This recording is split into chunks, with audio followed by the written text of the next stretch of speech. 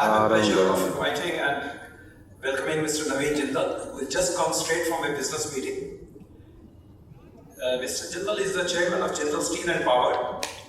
He also serves as the president of Flag Foundation of India. You might have recalled that earlier we could not, fly the flag as and when we wanted. Only special people and the special occasions we could do it. Thanks to his efforts, today every Indian can fly the flag as and when they want it.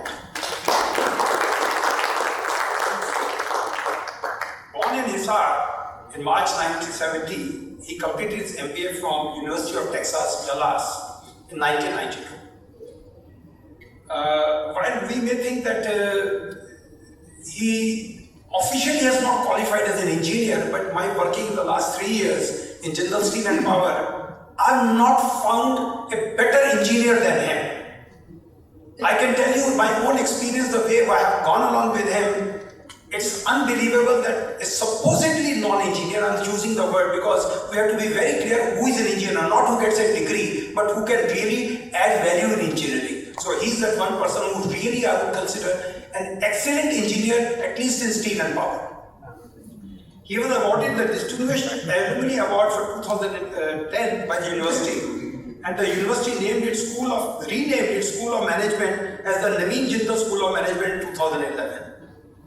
Various awards and accolades have been conferred on Mr. Jindal for many things. I did not repeat all of them, but a couple of them. Industry Communicator of the Year 2016 by World Steel Association. Young Global Leader 2007 by World Economic Forum. India's Best CEO by Business Today, INSEAD, Harvard Business Review. JSPL was rated as the highest value creator in India for the period 1995-2011. Top 10 Inc.'s Most Powerful CEOs 2011 by Economic Times, and so on. He is an acclaimed shooter holding national record in skeet shooting and also an avid polo player.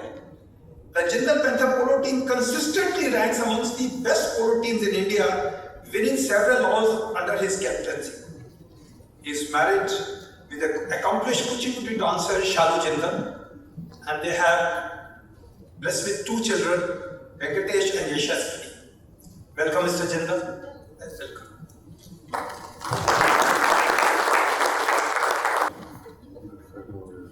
Thank you, Mr. Gilani, for a very kind introduction.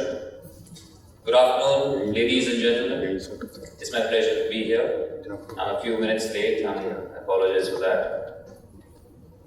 So, most of you are experts in TOC. So I don't really want to be talking much about TOC. But I just want to be thanking Mr. Gilani, Mr. Sudhanshu Saraf, Mr. Gilani's whole team, who actually worked with us, who helped us through our toughest period. So JSPL, like I said, we were one of the most profitable steel companies in the world. And we used to think we are very efficient for certain things. When you're doing very well, you have no cash flow problems, then you also become very inefficient in certain respects. So when it came to inventory management, cash management, receivable management, there was no management. So it was just by chance that I met Mrs. Sudhanshu Saraf's wife on way to Bombay. She was traveling with me in the flight. And I never lose an opportunity to say hello to the person sitting next to me or to get to know them a little bit. So sometimes I go out of the way, because a lot of people feel uncomfortable. They just want to, move their face away and don't talk. But I always, make the other person comfortable and start talking. And then when we landed, I called up Mr. Sudhanshu Saraf. And when I called up, then he said, you have to meet Mr. Gilani. And when I met Mr. Gilani and his team, so it's just that you don't find very many people today like Mr. Gilani. So he is someone who is absolutely exceptional. And in those times, because today the whole scenario is that we just want to be nice to others. We want to be pleasant to others. We don't want to say sometimes something that is harsh. But that's not Mr. Gilani's style. He calls a spade a spade. And at that time, the kind of difficulties that we were going through, we needed someone like Mr. Gilani to tell us the truth, to show us the mirror, to show us that all these things that we really need to do, we need to follow all the principles of TOC to really to get out of the situation, the mess that we were in. And with his support, with the hard work of the entire team at JSPL, with the change in mindset that was brought about due to TOC, I can proudly say that we were able to reduce our inventory by some 6,000-7,000 crores. With that, we were able to set up, because at that time when the things are bad, earlier we didn't have to go to any bank. The banks used to come to us. I didn't have to meet any chairperson of any bank. They used to come to us. So it was never a problem. But when things started to go down, started to go bad, nobody wanted to lend us any money. And then we realized that we have so much of it ourselves that we don't need to go to them. So we brought in all these efficiencies in, we created norms for each and every raw material, each and every semi-products, inventories, finished goods, followed all these principles of TOC, and which tremendously helped us. Helped us to, this is the only turnaround story out of all the large businesses that were under stress, whether they are in the steel sector or power sector. We are proud to say that the team at JSPL brought its best out. And as a result today, only three, which is actually unfortunate that only three large companies in steel in the private sector remain solvent. JSW, Tata Steel and JSPL. JSW and Tata Steel were already doing very well. It was JSPL from being the most profitable company, and when all our fuel source was cut by the order of Supreme Court in 2014, just imagine that the Supreme Court of India cancelling all the coal blocks given to all the some 200 companies since 1993. All that was cancelled, and as a result, you see, out of the total NPAs of more than 10 lakh crores, I'm sure half of them are just because of that decision of coal block cancellations. What was given out by Britishers while they were ruling India, that to Tata Steel, they were not cancelled. What was given out by democratically elected governments of India, 6 successive governments, they were all cancelled. Not only in our case, not only coal blocks were cancelled, but also $1 billion additional levy. It was 3,500 crore rupees, but by now we have been also calculating interest on it. So it's more than $1 billion by now. And then every year we used to pay 1,500 crore income tax. And then after that we have been showing 3,000 crores, 3,500 crore, 2,500 crore losses. So what good was done by cancellation of coal blocks? I can't imagine. I'm sure, we learn from sometimes maybe, just the ways some people go and appeal and explain. And I don't expect, anyone to be, or even the Supreme Court to be the God here. So I definitely feel that was a very unfair judgment, and I'm sure we will get justice someday. But that was these challenges also brought the opportunity to us to bring in efficiency, to learn from these challenging periods. And we are proud to say that JSPL is the only turnaround story. The rest, all the steel companies, power companies who were impacted by this coal block cancellations, they have all gone to NCLT. And today in India, it's a very unforgiving environment.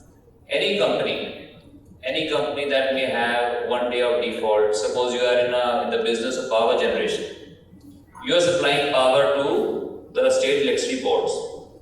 Do they ever pay you in time? No, they don't pay you on time. Only very few of them do. Most of them do not pay you on time. If they delay your payment, it's no problem. If you delay the payment of a bank by one day, you will be termed as a defaulter. Your rating will be defaulted, you'll have a D rating. So from AA, it straight went to D rating, default rating. And then they will say, okay, now start this proceeding against them, start, take them to NCLT, and you have no chance. And then they'll say the promoter cannot bid for his own assets.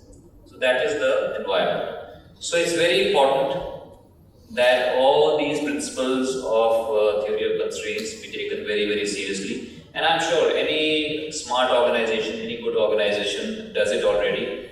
So you all have a very, very important role to play. At the same time, Gilani sir, I was visiting, I often visit Europe, and I see the steel companies there. They are full of inventory.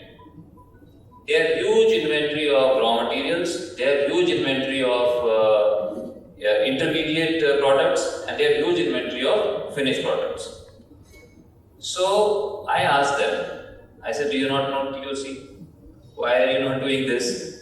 So they gave me another reason. Another reason was that their money is available for working capital less than 1%. So if money is available, 1% is no cost, right? 1% per annum. If money is available at 1% per annum, it's no cost. Definitely, if you have inventory, if you have huge inventory of raw material and finished goods, obviously your working does become easier, does become smoother. And then they also said that if we do not block money in the inventory and we keep it in the bank, then the expectations of all the shareholders and everyone is that they should give more dividends, because you have so much of money lying in the bank. So different people have different reasons. So not exactly the same things that work here. So I thought they did not know, but they knew. But in spite of that, they were doing this. So we were probably in a similar situation before the cancellation of coal blocks. But anyway, when we really needed this, it was a God-sent opportunity. It was God-sent that Mr. Gilani came to our rescue, his full team came to our rescue and guided us in a very, very systematic way how to improve cash-to-cash cycle. And now everybody is aware what they are doing. Otherwise, a lot of our people were not even aware of these things. So now there's a very good level of awareness. So I would like to thank Gilani sir, Sudhanshu Sarabji, their entire team, and the efforts. Because to put these kind of efforts to really literally fight with our people at times for the change in mindset, because there was a lot of resistance also from some people.